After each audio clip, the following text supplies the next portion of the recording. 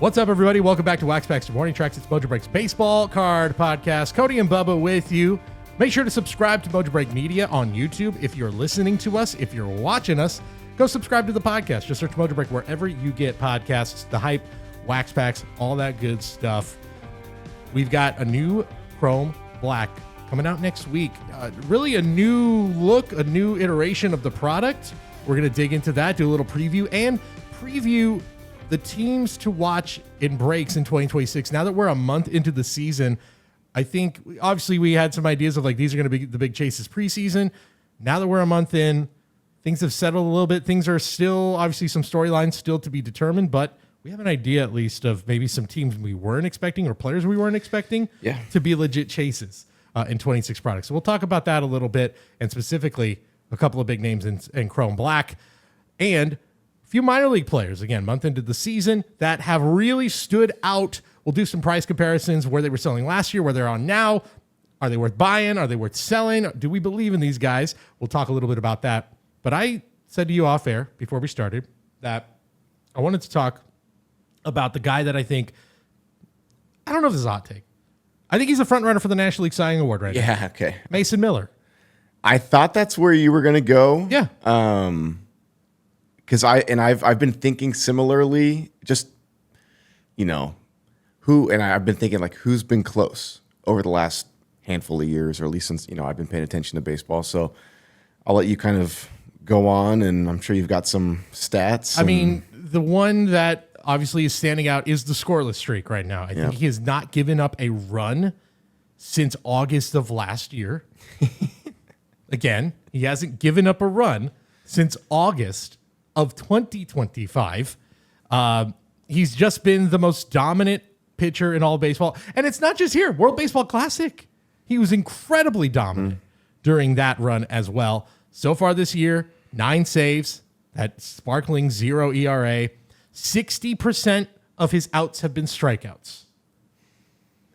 Just, it goes on and on and on and on. The slider's been nuts. The slider's insane. And the slider just being effective only makes the fastball just look like 10 miles per hour faster. Exactly. And when it's already 100 miles per hour, just imagine what that's like. When you get a hit off the guy, I think in his save yesterday in Colorado, he gave up a base hit. And even that felt like a win. That almost feels like him blowing the save, him actually getting a base runner on. Yeah. This is how dominant he has been so far, which it takes that kind of special season for a closer to win the Cy Young, and it is happening right now. We are seeing one of the great, at least on pace, for one of the great closer seasons of all time, which then also got me thinking, obviously, card-wise, where is his market at? I haven't really ever dove into his market, to be quite honest, because if we're always hesitant about, hit collecting pitchers, that can be a little sticky, it can be a little dangerous. Closers is that times 10. Because let's, on the fly here, I think you could probably name 5 off, like on one hand, closers with like solid card markets. Obviously, if you want to collect who you want to collect, like if you're a Joe Nathan collector, or you're a Brian Wilson collector, or Kenley Jansen for that matter, who I think probably doesn't have nearly the market he should given his standing in the saves list. Obviously, you PC them, but like in terms of like having like a pretty viable like market where you can sell these guys for a good margin, I don't know, Mariano Rivera, Trevor Hoffman, I'd say, and I would even maybe say like Topps has manufactured his market by like hosting him in product. And to that point too, like Raleigh Fingers, but those vintage stuff Dennis still does well. Eckersley. Yeah, and they have vintage stuff that does well. They have great penmanship, awesome autographs. They've become sort of kind of like iconic legend autos that you can count on in a Topps Chrome, in a Topps Chrome Black, perhaps, if they have legend autos coming up, which they do, say to Koufax. In a definitive, some higher end products as well. Also out, scheduled to be out next week, I believe. Same day. I'm trying to find a 5th. Right. I'm having a hard time. Lee Smith is still in product with autos, but I don't know if his market is not, it might just doesn't equate his impact on the field. It might be those 4. Like it might just be them. And again, no disrespect to you know what? I should get the And Raleigh Fingers is a reach. Like Right. Eck, yes. Trevor Hoffman, yes. Mo, of course. Kenley Jansen currently third on the all-time saves list right now. Are we forgetting someone? I mean, like, There's Kimbrel. I wanted to talk about Eric Gagne a little bit. Yeah. He does have autos in product. He's scarce. So some of these, like, you know, the scarcity's like king for some of these relievers just because there's so few. But Goose Gossage is always in product as well. There's a Goose Gossage signed Yankees like batting helmet on eBay. Beautiful ink with Hall of Fame inscription for like $70. Someone should go buy it. It's been on my watch list for, I don't know, a year. Yeah. And I'm not a Goose Gossage fan. I'm not a Yankee fan, but I'm like, this is just like, seems like a really good deal.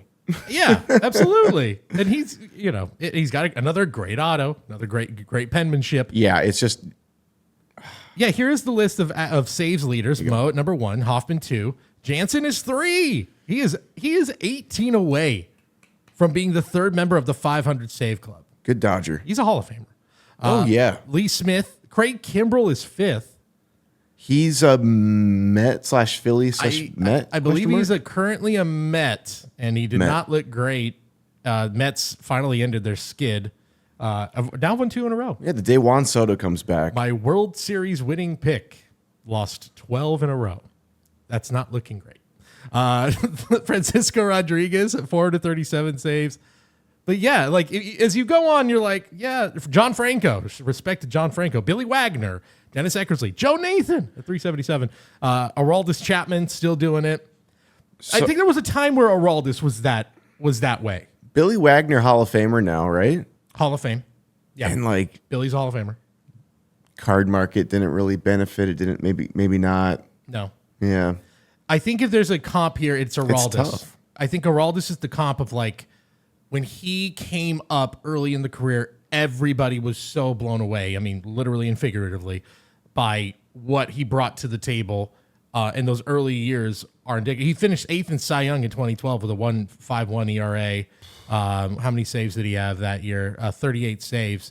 So that is probably the closest. And so where is Mason Miller's market? We've said all this. Right now, if you want to get a raw Bowman Chrome draft first Bowman auto of Mason Miller, just sold for $300 on April 24th. Yes. That has got to be the all-time high. Yeah. It's right now. top of the market. It's not, well, actually looking at that, that's very surprising. Not quite. Well, actually, no, I'll double check that. Yeah, not quite the top of the market, but pretty dang close to the top of the market of what that card has sold for. You can get Mariano Rivera autos for less. Yeah, I mean, not rookie, but definitely. That is, and that I guess is like maybe a signed rookie card. right. And even if he wins a Cy Young, that card is probably going up. Almost certainly going up because again, he's making history of one of a handful of closers to ever do that. So I don't know if I'd say it's a justified buy at that price. He's got to be perfect basically the rest of the way. Eric Gagne won the Cy Young, He right? won the Cy Young award. Yes, he did. 63. The perfect season. 63 saves. The perfect year in 2003, if I'm not mistaken. He had like a 0.68 ERA or something like that. 55 for 55, no blown saves, a 1.2 ERA, 137 strikeouts in 82 and a third innings. I don't care what that dude was doing. That dude was legendary. Yeah. That at bat with Bonds is legendary. We all know what we're talking about. It was awesome. For 3 years, he was untouchable. It was the craziest run I think I've ever seen a closer go on. Those 3 years. Crazy. Dodgers. Yeah, it was nuts. Crazy. But that's what it takes. And at $300 for a raw, it's a little rich for my blood for a closer. But if you want to take the bet of like, I think he's going to win the Cy Young Award, it's going to go up. And then you better flip it almost immediately. Yeah. Unless So you're like just a big Mason Miller collector. Say, how many games are the Padres going to win this year? And then They're much better than I thought they were going to be. yeah, They're like much better. this might sound crazy, but maybe like don't mess with him while he has his streak going. But say his streak ends, whether he got the record or not. The start him out as an opener? Let him try to go like 2 innings? Oh, God, no. He's the closer. Do you bring him in? Do you bring him in the 7th? No. You know? This man, he owns the 9th inning. It's just like, if the Padres even want to make the playoffs and they have the best pitcher pound for pound in the National League, maybe in the major leagues, and he's only coming in when everyone else on the team gets him within 3 runs, I feel like they're underutilizing him if he can handle it. Yeah. And he came up as a starter. So it's not like his body in some way, shape, or form hasn't been at one point used to a larger workload. He'll get tested down the stretch with some 6-out saves, for sure. I mean, that's just what happens near the end of the year. You just leave it all on the line, and especially for a team that's going to be, looks like right now, fighting for a pennant, fighting for a chance at a playoff spot. He's going to be there. Yeah. Gagne is the last closer, by the way, to win the Cy Young period. So it's been 23 years since we've had one. The American League, it's been even longer. It was Dennis Eckersley in 1992 was the last one to do it. Wow. So it's really changed. It used to be a little more common, actually. You've got like Mark Davis, C. Bedrosian, Bruce Sutter, who Eck just mentioned, Raleigh Fingers, Sparky Lyle. A lot of guys who racked up some saves. What used to Willie Hernandez, lest we forget, for the '84 champ Tigers. So this used to be a more common occurrence. I think it's going to happen again. I'm putting my flag down. It's happening again. I'm in. Yeah. I mean, it would mean that Ohtani doesn't get it. Right. And look, we talked about it last week. This will be the test, right? It's kind of it'll be a really interesting test. If we're at the end of the season and like Mason Miller is sitting there at like 1 or 2 blown saves and the numbers hold up. Ohtani is there. The numbers are held up, but he's at like 23 starts. Right. Doesn't have the innings. Yep. So we're like, well, it's a really interesting discussion to have. If we are there at the end of the year, I can't wait to have that debate, because it's going to be, I think you could go either way, and I think you'd be justified either way. But I think it's the best chance for a closer to win if that is the scenario. I think, yeah, that makes sense too. I think it's also in Mason Miller's best interest, but like he has the most going for him if Ohtani and Yamamoto are the other 2 finalists. Yep. Because then I see kind of a scenario like a Jake Arrieta scenario where Clayton Kershaw and Zach Greinke probably had better seasons, but it was like kind of splitting the vote. Arrieta had that legendary second half, including the no-no. Yeah. It's September alone, if I recall. And he no-hit the Dodgers. Yeah. It was also fresh in our minds of like how good he was in that second half. Yeah. One of the most remarkable second halves I think a pitcher has ever had in Major League history. So like who knows? I mean, that'd be incredible. And I think the only way he wins it is if he gets the record. Yeah. Like when you have already so much going against you in the voting process by being a reliever, you need that historical significance. So good luck, dude. I mean, yep. By the way, rooting for you. 03, going back, it brings back really hard memories because Jason Schmidt, career year for the Giants that year, 2.34 ERA, 5 complete games. Bad Dodger. 3 shutouts. Bad Dodger. Made him an even better Giant. That was his year. That was the year for Schmidt to win the Cy, and then Eric Gagne just had to be perfect. So, oh well. Mark Pryor also was a beast that year. Dodgers pitching coach. Good Dodger. Well, there you go. So, by letting Eric Gagne win and being a pitching coach. So, let's talk about 2026 Topps Chrome Black and 2026 baseball product in general. Chrome Black is out next week. There are some new additions to the product. You were talking about just the actual what's inside the product, the configuration. Thank you. I can't come up with the word configuration here on a baseball card podcast. I ate my Wheaties this morning. Yeah, there you go. Clearly I didn't. 6 cards per pack, per hobby pack. You've got 2 packs, which is not what we're used to, plus 1 encased auto. A little more in each box. You're looking at an encased auto and 2 parallels per box. Now you've got the addition of Home Field Advantage Chromes, which I've been on record saying I'm not the biggest Home Field Advantage fan. I think this year's design is better, and I think I'm going to like the Chrome version a lot more. I still will say, obviously, it's still a downtown ripoff, but it does look better. Like the Damascus SP, just like the design. In general, the Depths of Darkness was such a great addition a couple years ago, too, and I like that one. Yeah, those are sweet. Topps Chrome Black historically has kind of been an entry level into like the higher ends and the glossy and the shiny of Topps Chrome. Kind of like a scratch off kind of feel product. This year, at least from the onset of the checklist, and it looks to be a little more forgiving. The checklist is stacked. Barry Bonds signed in it last year. Yeah. He's back again this year. And a huge debut, and it couldn't come at a better time. Munetaka Murakami has his first rookie autos, like official Topps Chicago White Sox rookie autos. So that's insane. At the time of recording, we're crossing our fingers that he's going to hit number 6 today and be remarkable. Have the record. I think right now he's tied, so he has it, but sole ownership or break the record.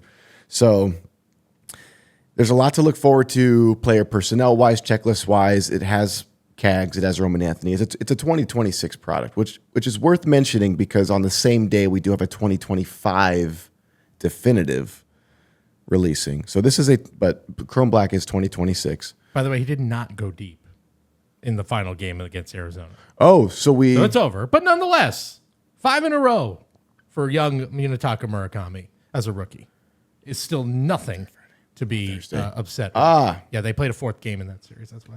Yeah. I believe the White Sox were victorious. Heck yeah, dude. Split that series. So I actually got the series win. Or, 3-game series. Whatever. Who's counting? He's hitting for average, too, which is, at least over this last week, he was hitting for average. It's funny. Last week we talked about, he's batting 170. How's this going to hold up? He's, and here we are, one hot streak later, just on fire. We'll just go over it since we last talked. 3 for 5 against the A's with a home run. 1 for 5 against the A's with a home run. 1 for 5 with a home run. 2 for 6 with 2 for 5 with a home run. 3 for 5 with a home run. Yeah, I mean, that's pretty good. Yeah, he's the guy. He's the rookie chase, right? It's not Roman Anthony anymore. For 26 again products. For scarcity, for shock value, like fun storyline, he's got it all. He checks all these boxes. Roman Anthony, people I feel like are already so heavily vested into Roman Anthony, and his market's kind of already like established at least. That hit like Murakami might be more of like a fun, hey, I can get in probably at a much lower price point. Yep. And shoot, if he can do this like 3-4 times a year, just like have a week or a 10-day stretch where he hits like 6, because like just because he didn't hit one yesterday, like maybe he hits one today and just like, oh my gosh, like this guy is just nuts. Then all of a sudden we're looking at like 30-40 perennial 30-40 homer years.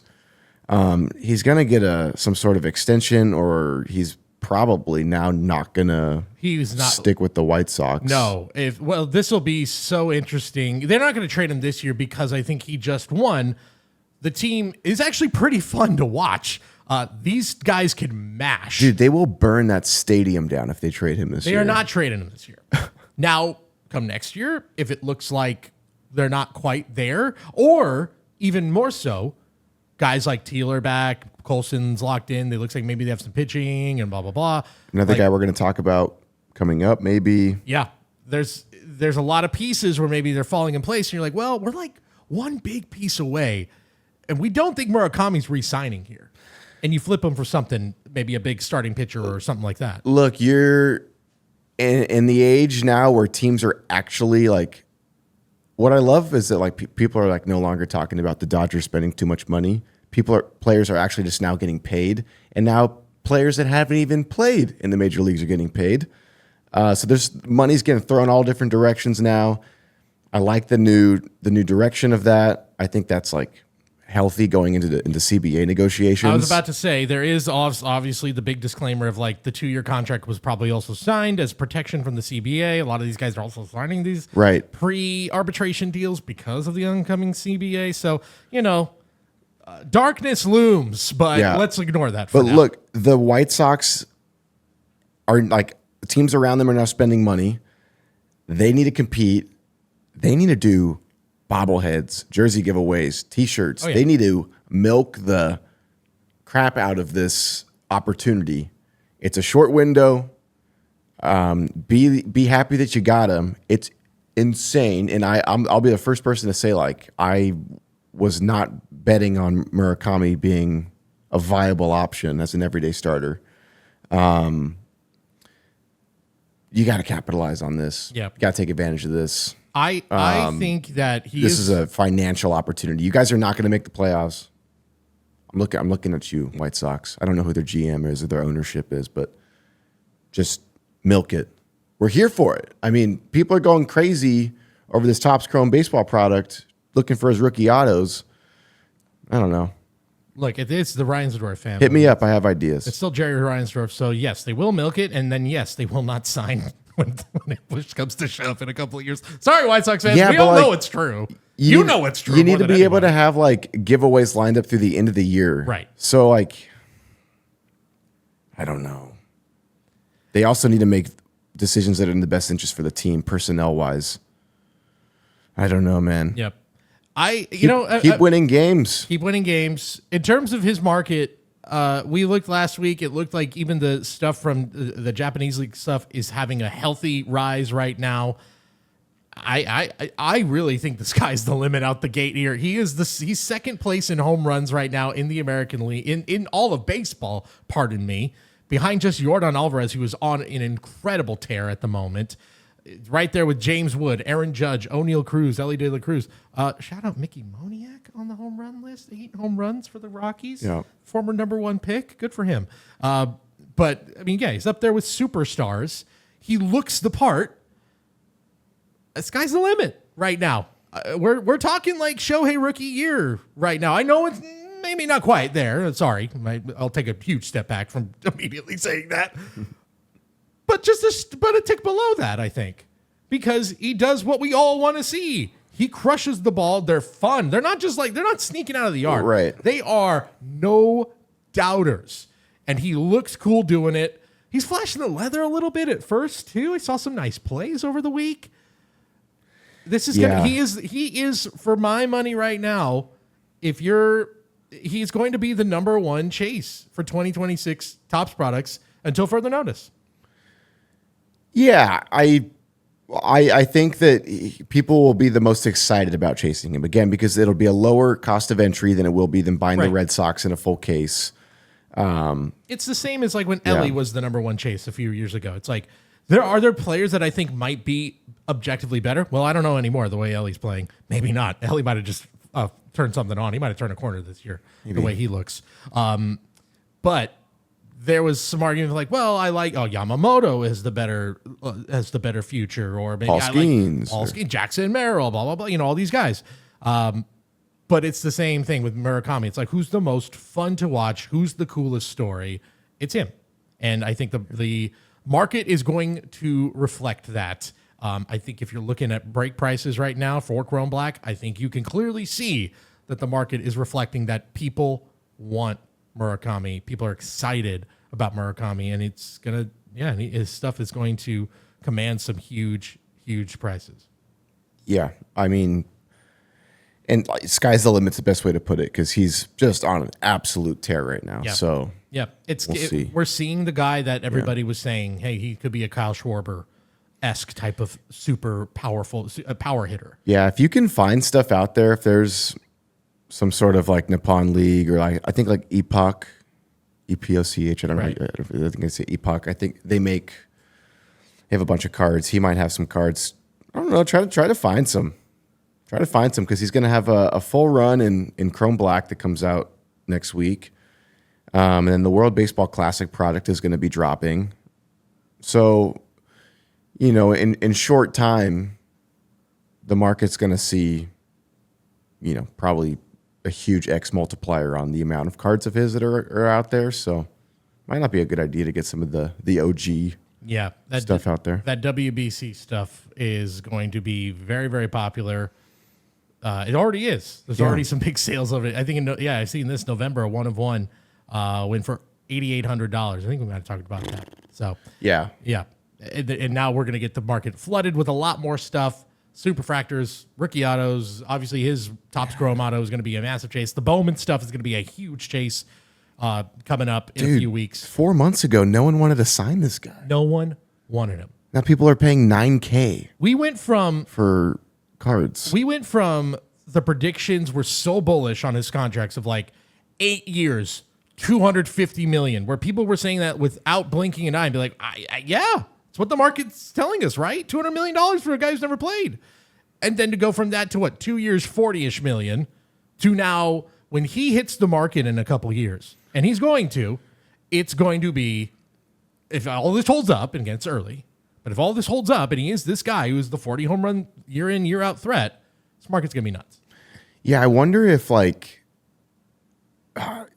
does he get a huge long-term deal? I think in the next one he does, because he's only going to be 28. Like a 10-year? Yeah, I could see it. 8-year? There might be someone who gives him like 5 or 6 because they're like, hey, he's a long term. He's still a DH. But I mean, if Schwarber, again, that's the comp. If Schwarber can get what he get for the first time with the Phillies, it was like a 5-year, right? 5 or 6 year deal.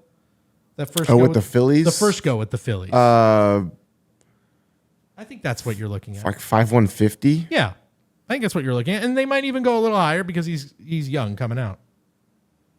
And there's still the unknown of like, oh, maybe he turns on something else. This could be like a huge advantage for clubs because at the time of signing a new contract, he'll only have a couple years of experience of MLB service time. So I could see like clubs leveraging that and trying to negotiate down. I don't know. We'll see where he ends up at the end of the year. If he hits 50, it's like he gets whatever he wants. Yeah, exactly. Yeah.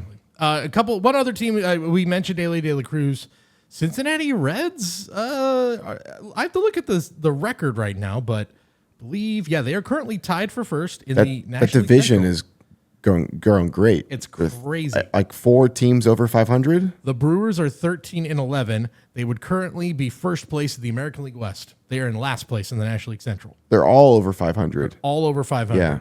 Pirates are 14-11. Cardinals are 14-10. The biggest surprise, I think, out of all that. Mm-hmm. Reds and Cubs tied for first at 16-9. Very, very fun division. And the Reds are, to me, the most fun team out of all of that because they have Ellie playing at a level where you're like, hey, maybe we're going to see MVP caliber Ellie this year. Sal Stewart, though, has been not for real ones. I remember, I think we talked about, I saw someone in the comments, one of the videos saying, Sal Stewart, that guy's going to have a big year. You watch. Because he did have great numbers in the minor leagues. He was a prospect chase, but don't think he was on everyone's radar as like top number 1 rookie for 2026. He certainly is now. 8 home runs so far. 24 RBIs. He's setting rookie records for RBIs at the moment. He leads the National League in runs batted in and a 1,004 OPS. That's going to be another guy that, look, if Murakami might be a little too rich for your blood, Sal Stewart, I think, is an absolutely perfect option B for breaks or for chasing in 26 products. Yeah, he's in breaks and in Topps Chrome Black, he's kind of pacing just below Murakami, and perhaps a more sustainable style of offense with Sal Stewart than like a true 3 outcome guy like Murakami. Also 4 years younger than Murakami. 22. There you go. Yeah.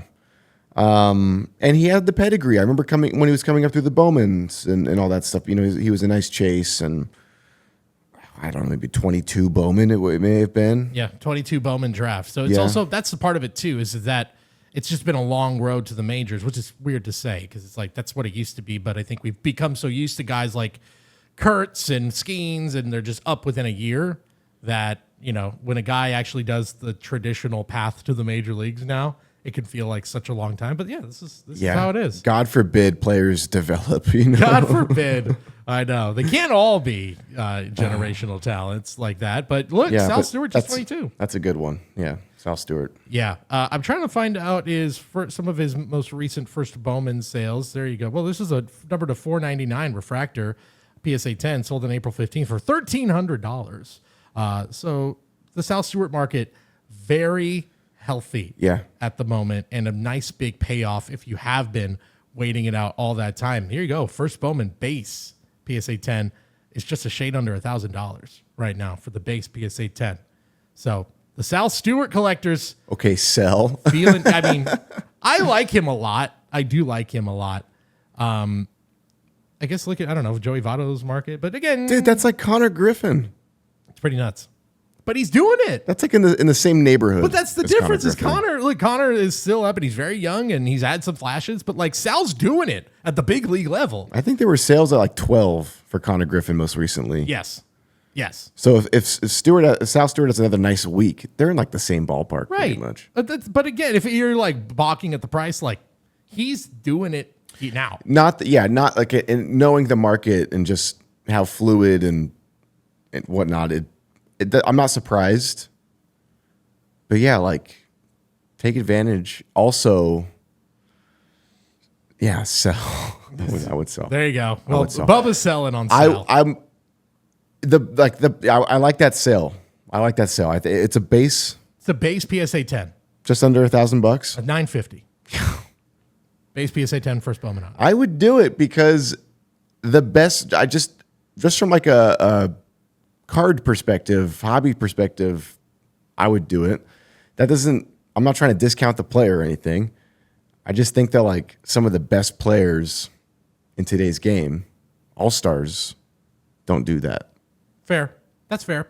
And I think too, when you're playing alongside Ellie De La Cruz, let's say there is a year where it's Sal and Ellie having a great year, both for the Cincinnati Reds. Could happen this year.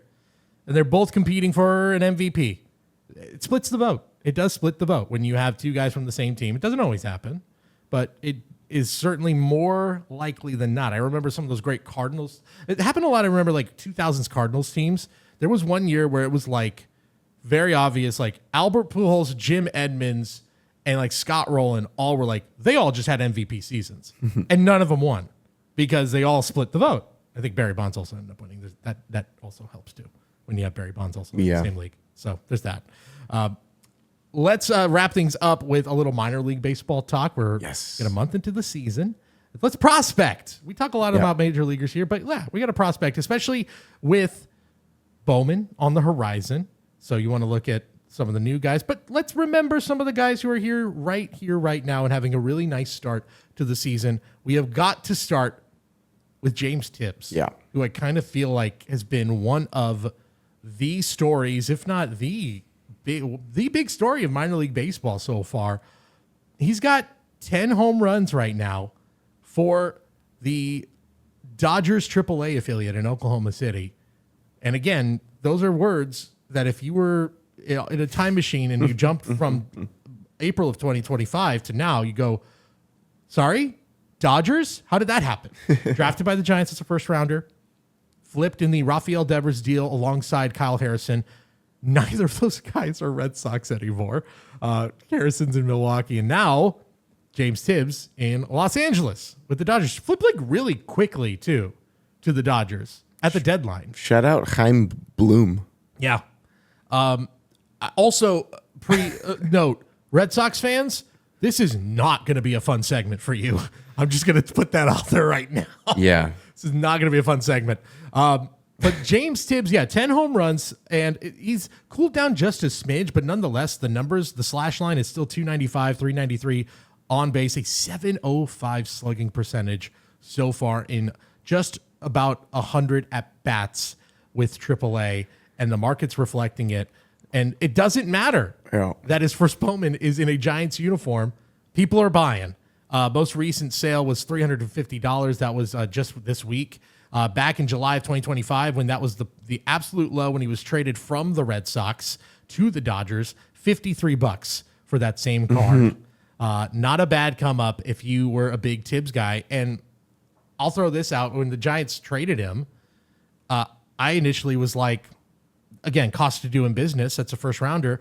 But even that, I think there was some internal scouting that was like, he's probably like a really good fourth outfielder for the team.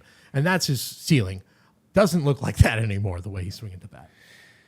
Yeah, I mean, 295. He's drawing walks. He's 15 walks, I think, to like 32 strikeouts. Yep. I've seen a handful of his at-bats and most of those homer swings. He's got a pretty swing. And he's hitting the ball all over the place too. A lot of times deep center, which is he's locked in. His timing's there. It's got to translate in the major leagues. Not the easiest of organizations to just like have an opportunity right away. But I think he's getting talked about more so than guys like a DePaula or a Zaire Hope. Right. So he seems to be the first guy up. It's hard to find room in that outfield though. You got Teoscar, you got Kyle Tucker, you got Pajes, who is, dude. I mean, as of this recording, I believe still leading all of Major League Baseball he's not all of Major League Baseball, but he is number one in the National League right now in batting average, 337. Yeah, so it's like Tibbs, keep doing what you're doing. I'm gonna make a bold hot take. Please. Take. James Tibbs is not in the Dodgers organization by the end of the year. That's fair. And again, this is always, and maybe that's what's happening too, because they do have such a history of. There are so many guys doing big things on other teams where their first moment is them as a Dodger. Like two off the top of my head, O'Neal Cruz and Yordan Alvarez, both having great seasons right now. Both were Dodgers in their first moments. So that is the one thing about collecting Dodgers, and maybe in a weird way, seeing him in a Giants uniform, you're like, well, he's probably not going to be a Dodger one day. So, and even, the pecking order at the beginning of the year there was probably 3 guys ahead of him on the outfield pecking order in the minor leagues, let alone at the big league level.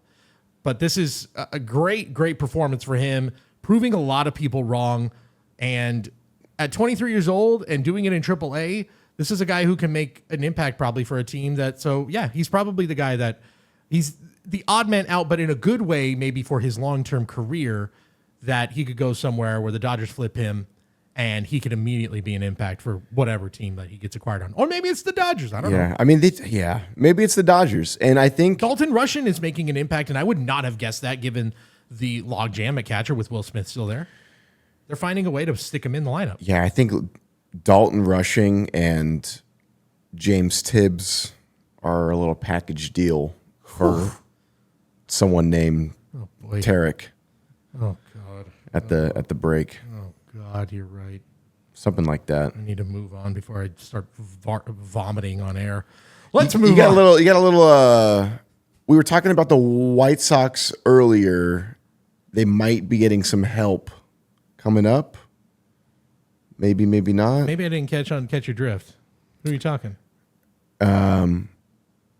Next guy coming up. Well, that is who you're talking. Well, there you go. Look at me. I didn't know that I didn't catch your segue right there. Brandon Montgomery is who we're going to talk about. I was cheating a little bit. Yeah, we could see the next slide coming up. It's Brandon Montgomery. And this is why I said Red Sox fan, avert your eyes, skip over to the next segment. This is a tough episode for Red Sox. Is there any... There's a great video right now. I'm a big fan of the Foolish Baseball, and he just did a great video about AJ Preller. Yeah, it's great. And builds a roster of players that Preller has traded. Yes. And it is a stacked roster. Loaded. Freed at the top of the rotation. It's nuts. Yeah. We are getting dangerously close to the Red Sox being the next team. Again, Tibbs. I don't know we'll see about Kyle Harrison. Rafi Devers, wait and see on that one. Hasn't quite worked out yet. But now Brandon Montgomery. Mookie Betts. Mookie, of course. Absolutely. Yeah. They are in that situation right now where it's like, what are we doing? What are we doing losing all these guys right now? But Brandon Montgomery, I believe, is your leader in hits at the moment. And he's been great ever since coming up or getting acquired by the White Sox. And he's going to be another guy that's just going to slide right in at some point. He's in Double-A right now, just at 23 years old. So stormed through the minor leagues last year, was solid the whole way, but this year definitely looks like he's really clicked in and taken it to another level. 354 batting average thus far, 23 hits, is among league leaders within I believe it's the Southern League. In the Southern League. And it could just be another guy as we look at the prices. Most recent PSA 10 first Bowman sale, $230. Back in September, it was $86. He was part of, I'm trying to remember what was the trade that he was part of. Was it the Crochet deal? Yes. It was the Crochet deal. So, and again, Montgomery at the time was known as Kyle Teal. Him and Teal were the guys. Montgomery, those trades are typically devastating. They were particularly devastating to Montgomery's market. Teal did not get as affected, it didn't seem. Because I think there was also the assumption, too, like, oh, Teal's going to start right away. And he did, essentially. Yeah, they moved him out of catcher to right field, which always does better for someone's market. Yep. But Montgomery, like, he went from being like, boom, to like having to walk the owner of the card that we just hit for him, like walk them through like why they should still get excited about it. Yeah. Like, he's still got a chance. Hey, hear me out. Yeah. This was the best card in the case a week ago. And now, like, you're having like to defend it. Players like this, like again, with the pedigree, the draft pedigree, I think he was the 8th overall pick in his draft. Yeah. He was, I believe, 12th, but yeah, it was 12th. Yeah. He's close. Yeah. He was right up there. Yeah. It's like, maybe Christian Moore was the 8th pick in that draft. Right. I'm weird about anyway. If you guys have broken with me and we've done Bowman together, And there's no log jams in the outfield for the White Sox right now. There's a lot of good, like, again, I talked about it. White Sox are fun. Miguel Vargas is making a little bit of noise. Colson, obviously Murakami, we talked at length about him. You've got Cuero there. Teal's going to be up at some point, is going to be back at some point. But the outfield is where somebody could slide in right now and take a spot. So it's all there for the taking. He's in Double-A at the moment. But yeah, once you figure it out in Double-A, and if he does it maybe for another month, he'll get a little spot he'll get a little time in AAA, and if he looks like he's fine, he'll be up with the big leagues, and that's when you'll really start to see these numbers continue to climb, and I think they are going to continue to climb. So again, Red Sox, we're very sorry that this keeps happening, and it doesn't seem to be stopping, and they're not, and they just got absolutely mopped by the Yankees this weekend. But this week they just got swept. Cam Schlittler, he looked good. Peyton Tolley did look great. Shout out to Peyton Tolley, who I do like, and I love the personality, but boy, things are rough in Boston right now. They're really rough. It's weird. One quick aside before we get to one more player I want to talk about. How many teams, I don't feel like there's like a very clear, like, wow, I'm shocked this team is doing really well, right? Like, I don't think there's like an outright surprise. The Rays are a little surprising, maybe. The Reds maybe are surprising, but they were a playoff team a year ago. Miami's fighting. They're fighting. But again, like, I'm not surprised because you go up and down their roster and you're like, yeah, like that's a guy. Yeah. That's a guy. I don't know if I expected the Padres to be this good, but also, like, I'm not going to say they're a surprise. The surprise has been this. The Phillies are awful. The Mets are awful. Yeah, it's been the bad teams. The Astros are awful. The extra bad teams. The Mariners haven't quite figured it out yet. The Royals are not doing nearly as well, as well as I had thought they would. And the Red Sox look bad.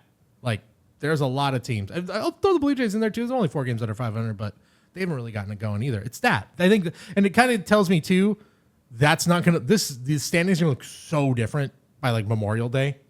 Those teams are not going to remain bad. At least if maybe a couple will, but there's just too many teams that should be good that are really bad right now that it's going to average out. Yeah, the Mariners has been confusing. Yeah. Because there have been like some really nice individual performances still occurring and happening. Cal Raleigh has been bad. He's been bad.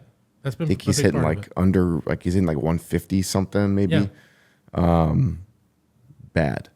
The Astros too. That's one where it's crazy too to have Yordan playing at an MVP level and for the rest of the team to just be.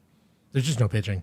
That was my fear. Remember we did our preview and I went, am I just picking them because they're the Astros? And looks like that was the case. For now. They also got off to a bad start a couple of years ago, and then they ended up like in the ALCS. So. Go Rangers. Corey Seager, 6 home runs. That's right. Evaldi's throwing the ball. Jack Leiter's throwing the ball. Back over 500.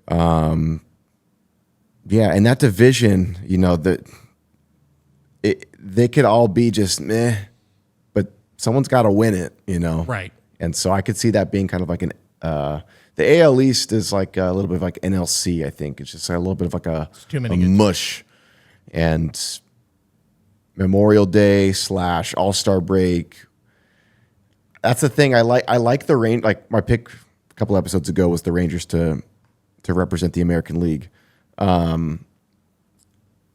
If it's close, the Rangers are going to spend money. I think they spend more money than like the Mariners would. I think they'll be or the Astros would. I think they're more inclined to do that for like half of a year rather than like you saw them cutting salary. Yeah. In the offseason. But I think they'd be more inclined at like for half a year to be like, yeah, we'll do it. They spent $1 billion, right? Didn't defer a penny, and they won a World Series. It worked. Spending money works. Yeah. So look at the last few champs. Spending money works. Last one I want to talk about, and I'm going to be a homer. Johnny Level for the Giants. The Giants are rich with shortstop prospects right now. Level, you've got, we haven't seen Joshua Gonzalez yet. We haven't seen Luis Hernandez yet. All these international prospects. Infielder Gavin Keelan is now up in high A. There's a lot of guys who are like on the radar that are middle infield prospects. That strategy worked out pretty well with the Padres of just get a shortstop and figure it out later. That's kind of what they're doing right now. Yeah. And he's off to a red hot start right now and looks the part in every way. Right now, I believe he is at 4 home runs in 14 games, 354 batting average, 400 on base, 1,062 slugging, flashing the leather as well. Collectors are taking notice. Most recent sale was $285 for a first Bowman base PSA 10 auto. Last sold in December for $63, which he came up last year and looked okay, but is also the other thing too, the other qualifier here. Unlike the other guys we talked about, Montgomery is 23, Tibbs is 23, Level's 19. He's in low A. He's at the lowest level of all these guys, but 19 years old, doing what he's doing in pro ball, you have to take notice. And I think collectors are starting to take notice right now. Yeah, that's quite the jump. Wow, 353 average, huh? 353 or 354, 400 on base. I was telling you off air there was a double play last night where it looked like that's like so their second baseman. Shout out to my San Jose Giants. So Lorenzo Miola shoveled it off with the glove, just threw it with his glove to Level, who gets in and makes just a dart to first base. It looked like a big league double play. It was awesome. And then he made a play deep in the hole to get the final out of the game. Yeah, he looks the part in the field. I can tell you that. When I'm watching him night in, night out, like this guy looks like the real deal. He looks like a dude. He looks like a baller. He's a star of the team, right? He's one of the stars of the team right now. And I think, too, maybe it's also a reflection of collectors are maybe getting a little more confident on the Giants farm system, especially, like I said, those other prospects who are on the horizon. We'll see. Yeah, I'm very excited about him, and I think the best is yet to come for John. Yeah, there's going to be a lot of Giants cards floating around. You'll see them a lot more at your card shows, and yeah, it's good for the brand. And I think it's a good brand of baseball. It's a good brand of baseball. It's a great brand. And it's working. It is. Was just at Oracle Park for that Dodgers Giants series. It is. Oracle Park is the nicest stadium that I've been to. Thank you. Dodger Stadium is the best fan experience. Petco Park, I think, is the best place to watch a game. Okay. To sit, if you're going to sit in your seat and watch every single pitch for 9 innings, I want to be in Petco Park. I think just the layout, Nice. the best place to watch it. The stadium, though, pound for pound stadium, walking around, the brick, the water, you cannot beat Oracle Park. I haven't been to PNC. I haven't been everywhere, but I'd have Oracle up there. It's one of the few places you could take the lap, as I say. And then baseball Disneyland is just Dodger Stadium. There's concerts. They're giving away trucks. That's true. They do. That is true. It's crazy. It is, and it's loud.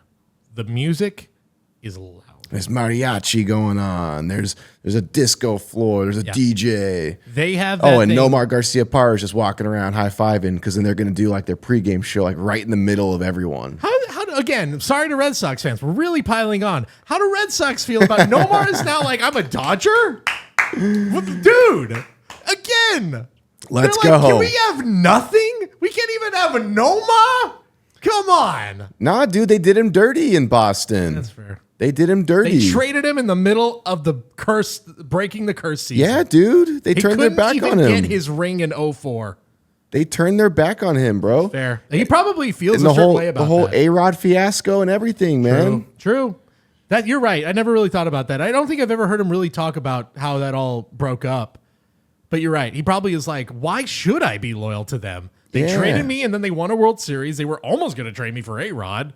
Like, forget them. Come California, Mia Hamm, Whittier, California. That's true. He's got his life out here now. Come on. So, well, are you guys going to be getting in on some of those minor leaguers? I want to hear other minor leaguers too. True. I know we went a little West Coast heavy. Yeah, we missed a ton. Yeah. I was going to say Eduardo Tait, who is with the Twins right now, was traded in the Joan Duran deal. Yeah. He's 19 in high A right now and a catcher. Again, I just think that if you're doing it at that age and you're at high A, double A, always note that guy. Circle that guy if nobody else is thinking about them.